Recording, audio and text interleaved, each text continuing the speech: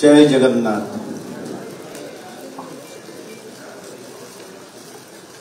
विश्व प्रसिद्ध घोष यात्रार सामग्रिक सफलता उपलक्षे आज एकाठी होइथिबा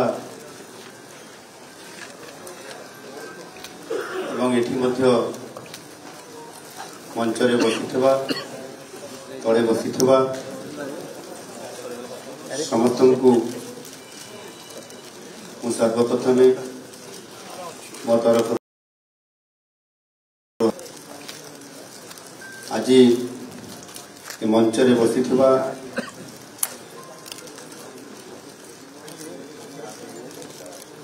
ओडिशा सरकार उपमुख्यमंत्री माननीय श्रीयुक्त कनक वर्धन सिंहदेव महाशय, श्रीमती प्रभाती परिड़ा महाशय,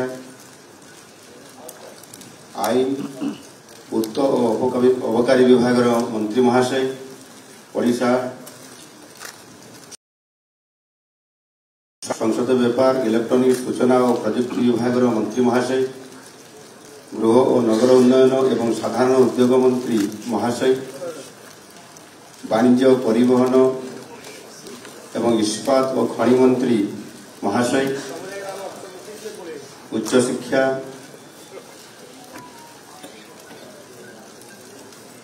क्रीडा युव व्यापार मंत्री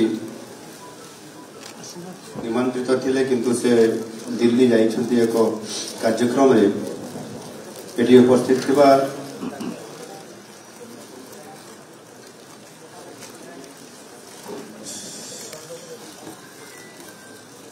श्रीयुक्त सुभाषिष खुंटिया राज्यसभा सांसद महाशय,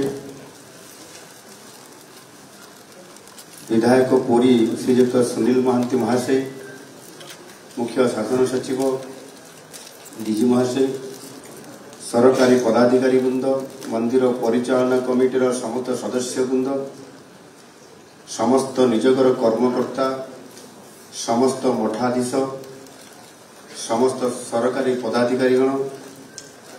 समस्त सामाजिक वृंद, विभिन्न अनुष्ठान प्रतिनिधित्व करुवा मुख्यगण, समस्त निजगर कर्मकर्ता वृंद, दैतापति निजगर समस्त कर्मकर्ता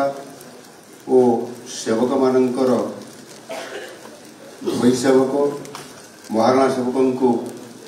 आंतरिक शुभेच्छा। आपण मानकर सहयोग और सक्रिय संपृक्ति ही यही महान सांस्कृतिक उत्सव को सफल करिवो ये विश्वास अछि। आज केवल ओडिशा रे नुह विश्वर कोण अनुकूल जगन्नाथ संस्कृति व्यापक भावे कोटि कोटि लोकों हृदय रे बसा बांधि पारिछि। नुआ दिल्ली न्यूयॉर्क जाए देश विदेश रे रथ यात्रा महासमारोह रे और प्रबल भक्तिभाव जनित उत्साह मध्य पालित हेबा आम पई अत्यंत गर्व और गौरवर विषय अटे। यह प्रकृत रे प्रमाण करे वसुधैव कुटुंबकम अर्थात सारा विश्व आज गोटे परिवार हबार महान अनुभव परम लीलामय जगन्नाथंकर महिमा आज सारा जगत रे पानी पवन रे विश्व भातृत्व और विश्व प्रेमर वार्ता आज बांटी चली। एठी माटी भी देवता, बाली भी देवता, पत्थर भी देवता और दारू भी देवता। ये श्रीक्षेत्र आज पालि विश्वास समर्पण उत पवित्र तीर्थ। यह आम एक महनीय उपलब्धि निश्चय।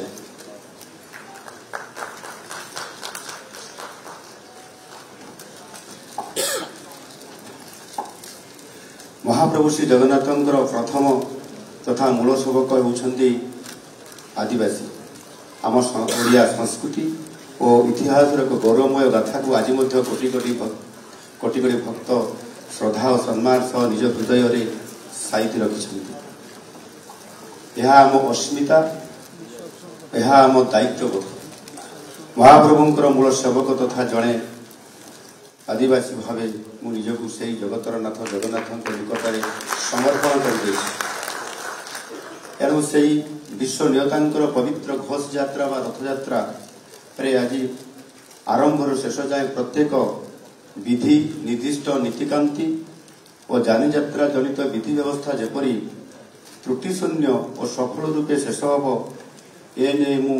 सभी आंतरिक शुभेच्छा और सहयोग कामना करुच्ची।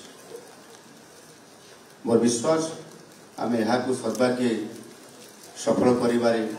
समर्थ हवा। आज एठी उपस्थित थिबा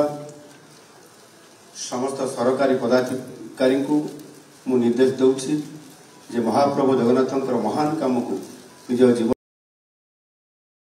निज निज दायित्व सुचारू रूपे पालन कर श्रीक्षेत्र तथा ओडिशार मर्यादा को अक्षुण्ण रखा भाव मु महाप्रभु सेवार सामिल होगापी सुजोग मिलू निजको धन्य मन करुछि। सभी को आउ थे आंतरिक शुभेच्छा ज्ञापन करुछि। एठी आपण मान तरफ जेहेतु ए वर्ष विरल एवं अद्भुतपूर्व रथयात्रा हेबापी जाऊँगी एवं जहाँ मु शुणी जे 53 वर्ष पर अर्थात 1971 मसीह एभली एक भव्य एवं विरल रथयात्रा होता एवं आज 53 वर्ष पर पुनर्बार हेबापी जाऊँगी एवं जितेबले आज एक नुआ सरकार आसिछंती एवं तांकरी ए सरकार समय एभली एक सुजोग आसी निश्चित भाव में आम नुआ सरकार पे ये गोटे